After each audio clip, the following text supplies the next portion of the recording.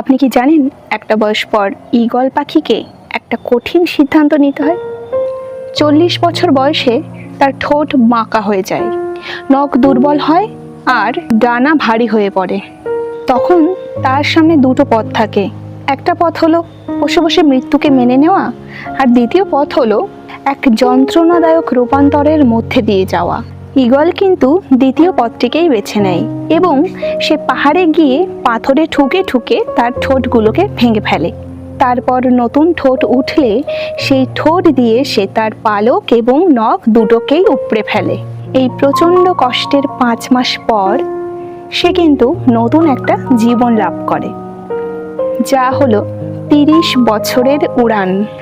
তাই জীবনে নতুনভাবে ফিরে আসতে হলে মাঝে মধ্যে পুরনো অভ্যাস, ভয় আর অলসতাকে কাটিয়ে নতুন করে শুরু করতে হয়।